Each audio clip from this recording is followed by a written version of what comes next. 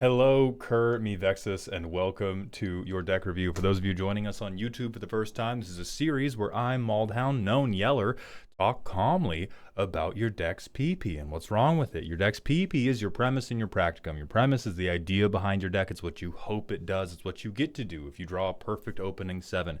Your practicum is what you put in the deck and the likelihood of you achieving your premise. So for this deck, it's Arthur Marigold Knight. We get to cheat stuff out. This is basically fixed Winota. And now the concerns that our deck builder has listed for us is we've gone through a couple iterations of the deck. So we're worried about pulling focus in different directions. The things we definitely want to keep are we're going to get extra combats at some point, hopefully. That's the wrong Raphael.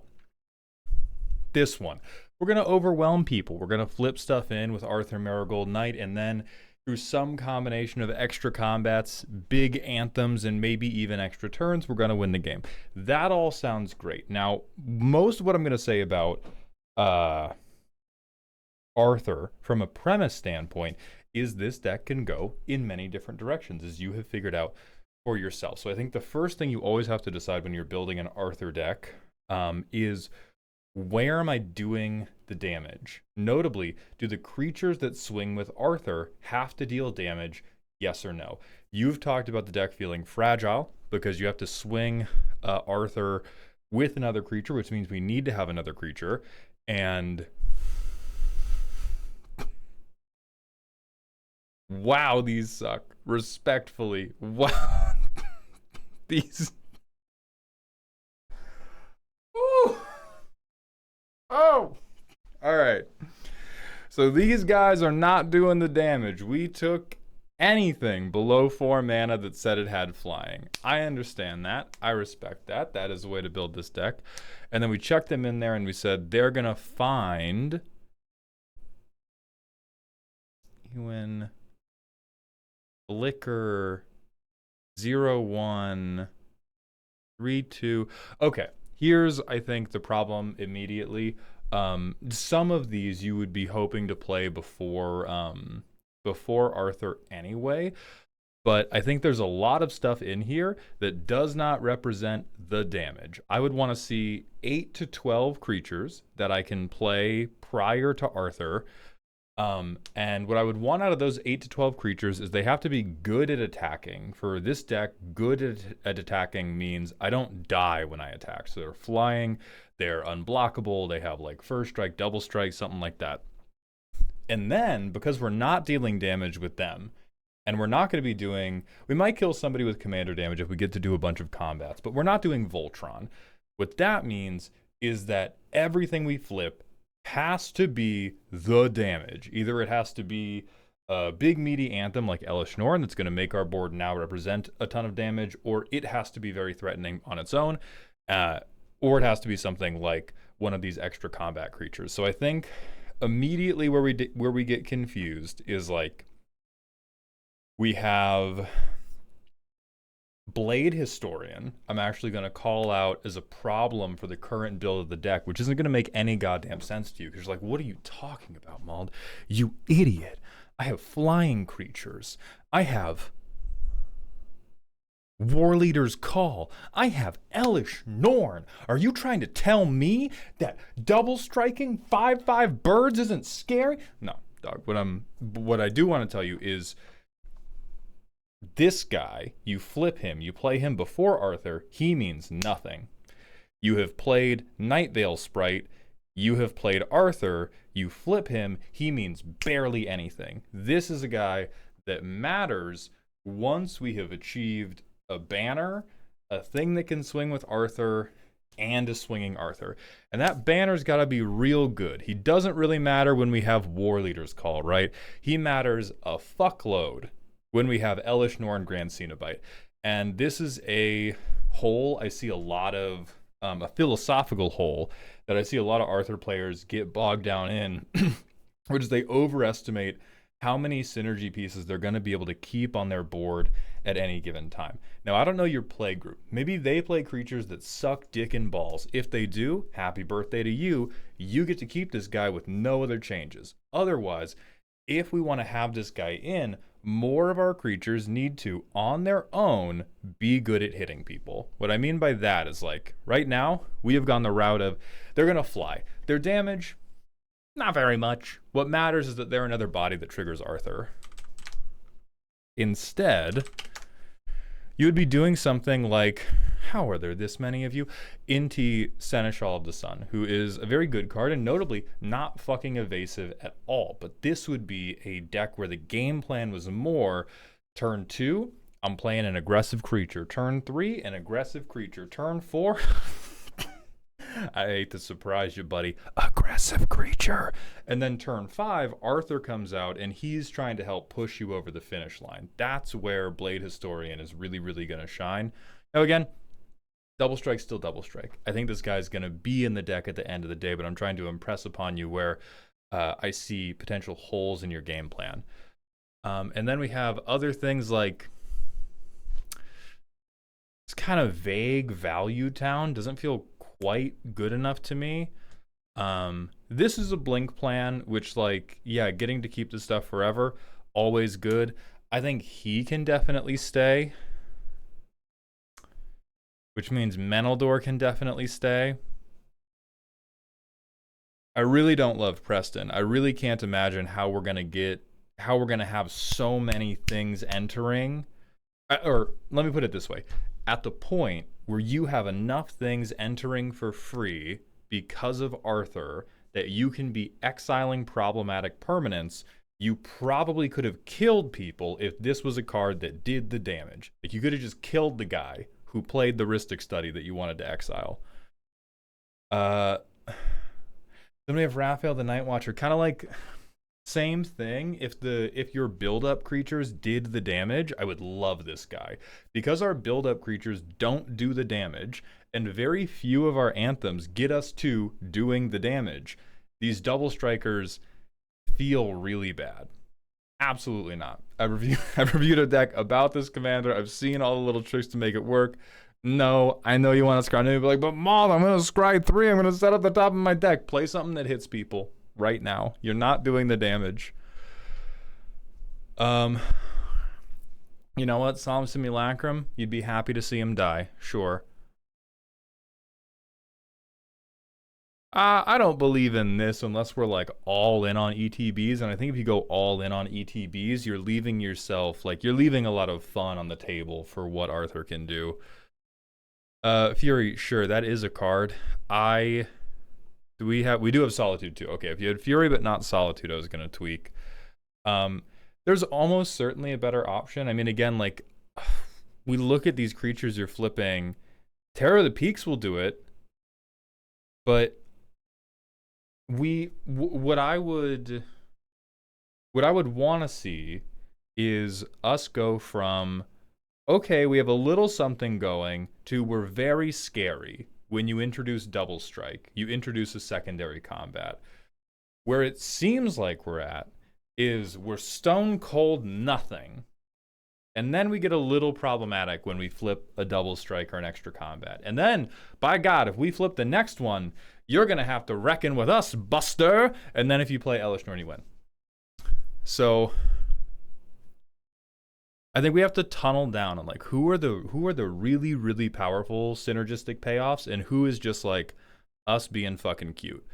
So, like, Riptide, gonna 3-for-1 people, that's awesome. You're gonna replay him next turn, do it again, fucking awesome. Mole Drifter, I think, is you being cute, quite frankly. I mean, you do get to reuse it. I still think you're being cute. If we're being aggressive with Arthur, we're already getting card advantage from Arthur. And then you have stuff like Grazilax you're setting up in the early game. I love Curious Colossus. Yeah, Astral Dragon will sure do it. Moonshaker Cavalry will do it.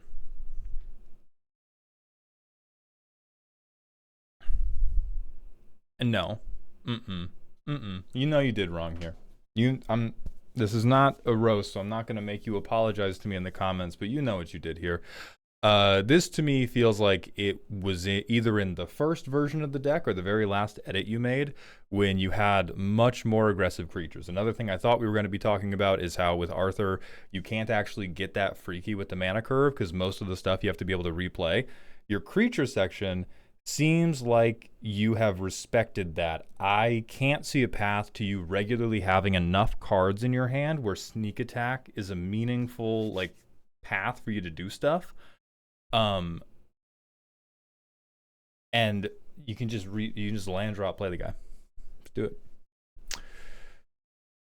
On that note, I also don't think you have earned the right to be playing all of this self-flicker stuff. I'm okay with Brago. I'm okay with Metal Door. These things where it's like, all right, I can flip it from Arthur, and then it'll be extra useful. This stuff, maybe you can use it as protection, but we're not doing enough damage. We're not accruing enough value to have this much of a solitaire deck. We have a couple really good removal options, right? We can Solitude somebody, we can Gear Hulk them, we can Curious Colossus somebody's board. This deck feels really light on proper interaction. And so I would almost certainly recommend changing this for proper interaction. I would say the most proper thing is Parting Gust, because this one you can at least, pick whether you want to flicker your own creature or hard remove somebody else's thing. But the rest would probably go for me. I think the ramp makes sense. The Dolmen Gate, although it is a good card, I think this is a symptom of the deeper problem within the deck, which is that you have refused to pick any creatures that can fucking fight. And I'm not going to say, oh, cut Dolmen deck right now, it'll make the deck better, but I think your goal should be, how do I get good enough creatures that Dolmen Gate does not feel necessary? Or maybe it feels necessary for like just your commander. So with all of that, let's get into more specifically what we could do in the early turns that is going to set us up better. Because right now we have like flying stuff that lets us surveil. We have a flying guy who just fucking flies. A flying guy who can flicker. Although this one is really good because it'll let us keep stuff forever, which is mana advantage. Is a guy.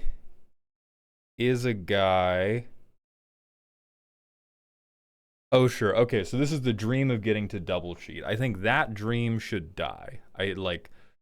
Arthur can do some really, really cool stuff. I think all the stuff that's making this deck feel fragile is that a lot of your synergies are built upon delusions, visions of 3 to 4 cards assembling in your hand, Exodia style.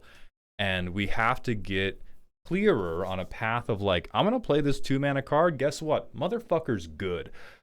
I'm going to play this 2-mana rock. I'm going to play Arthur. I'm going to swing 2 good creatures and flip a 3rd good creature. Holy hell.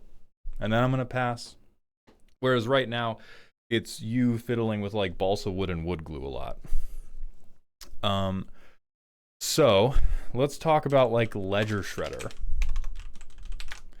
I think this would be a prime example of the type of like, this is a good fucking creature. This triggers at commander games. It gives you card access. It gets him big. It can potentially represent damage. I think the deck's $500, so I am hoping not. But if budget is a huge concern, this would be one worth trying to figure out. But we have to find these 2 mana and 3 mana. We can go 4 mana, but we don't want to have too many of those that we're going to feel good about swinging. Or we need stuff that we don't care if it dies on the swing. So that can be things like, the Loyal Apprentice class of cards, where this will build you up an army over time, and it'll guaranteed give you 1 body to sort of throw into the Thresher every turn. You don't care if it dies or not. Another one that's similar to that is not going to be as commander dependent, Urabrass Forge. I really like this one. This one tends to perform better at either weaker tables or interaction heavy tables where the games are going to go, quite long. The oil counters on this guy are going to get quite high. So what else can we do? We got to go back to Scryfall. Let's see. Creature. We want mana value less than or equal to 4. We can go with that. White, blue, red.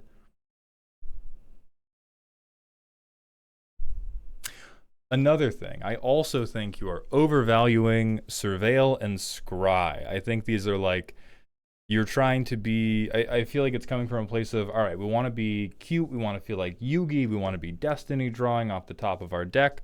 You should also consider things like the Humble Shoreline Looter, bing bang boom. Draw discard. It's the new draw card. I promise. I swear to God, it's still useful.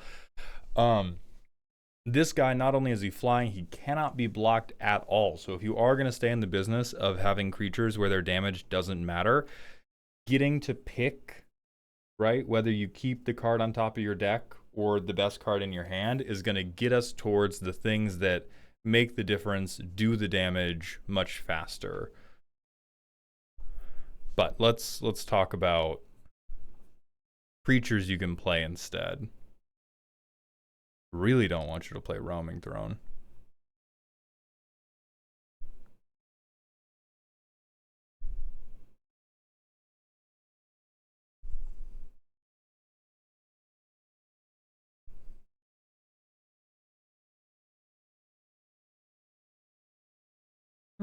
Chasm Skulker is not going to be great for you. I love cramming him in decks that he shouldn't be in, but he's not going to be too good. Krenko would be a good shout if you want to go this more aggro heavy route. I don't think you do. Based on what I've seen from the deck, I think we want to be doing like, hey, the creatures I play on turns 2 and 3, they don't matter. They're just bodies. You can't block them though. But if you did want to try being more aggressive, going the Inti route, I would suggest somebody like Krenko to, again, just help keep the pressure on, help keep your board growing over time. There's our boy Ledger Shredder. We should almost certainly have Enduring Curiosity. We do not already. Please kill Mole Drifter and put that boy in. Sarah said it would be really cute. I think this fucks you over more times than it helps you, but that would be really cute.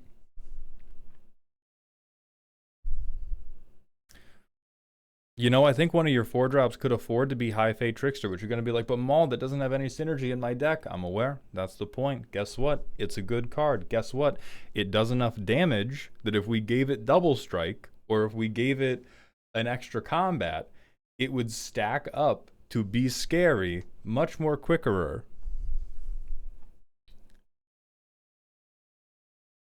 Don't think we're doing any counters for this guy.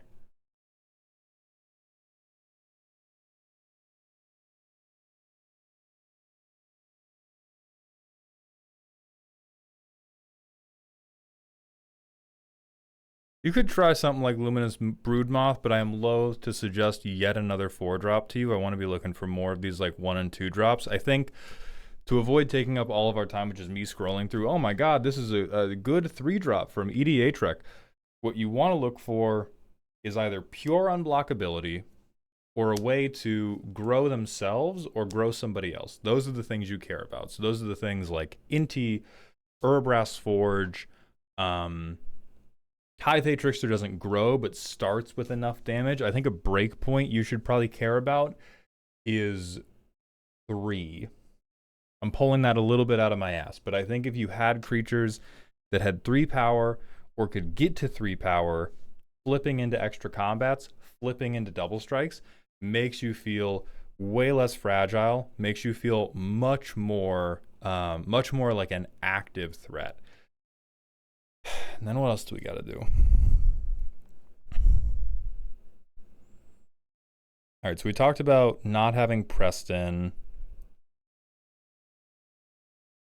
I like Eowyn because that's just ETB removal. ETB hard removal, I think, is fine.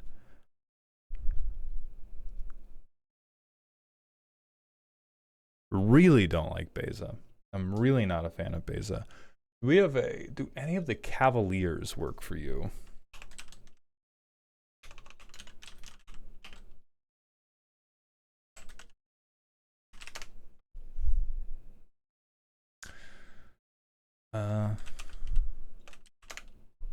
There we go. Artifact or enchantment. Well, I guess Dawn hits a non-land permanent.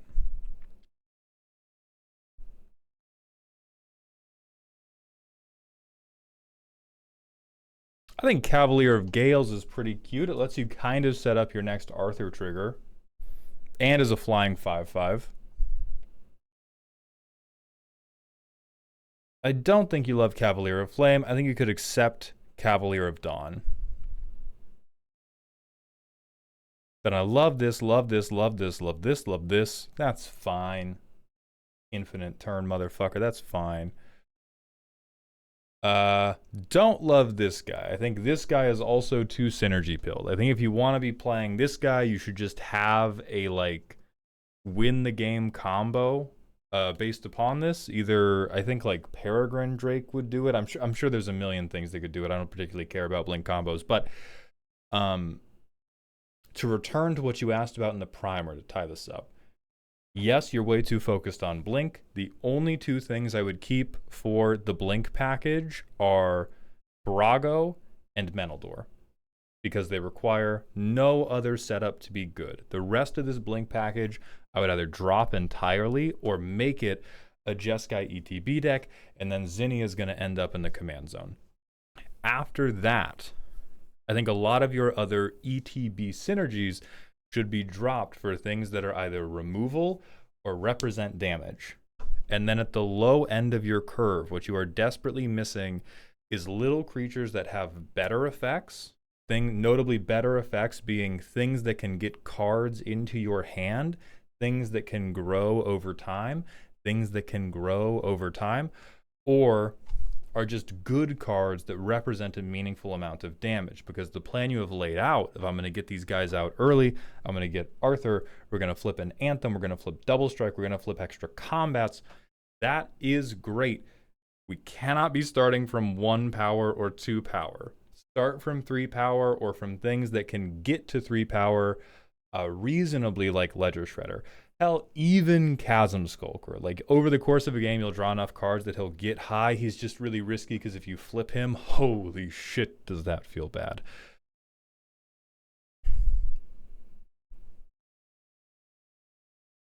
Really don't believe in this. Could just be a good creature that does damage that you then recast the next turn. I think you are trying a little bit too hard to cheat the trigger. You should try to get yourself to a place where you go, yeah, I'm going to swing a good creature and Arthur. They're going to flip a good creature. He'll come back to my hand. That was awesome. You're trying too hard to go like, okay, I got my scoop of ice cream. Now, if I invent a time machine and I go back to before the ice cream server clocked in for work that day, I can break into the Baskin Robbins and I can mess with their scales and I can mess with their records of how much ice cream they had that day. And then at the end of the day, there will be an extra scoop of ice cream left in the freezer that I can break back in and steal to get my double scoop. Obviously, Nahiri's Resolve is not that convoluted as a card. I'm being exaggeratory for hopefully comedic effect, but I think the double scoopers you should keep are Brago and Menaldor. The rest of the double scoopers, I would play around with just more individual creatures that you are happy to see on a flip. So, best of luck. Let me know in the comments if you had any other concerns or if you are an Arthur player and you have suggestions I have missed. I hope you enjoyed.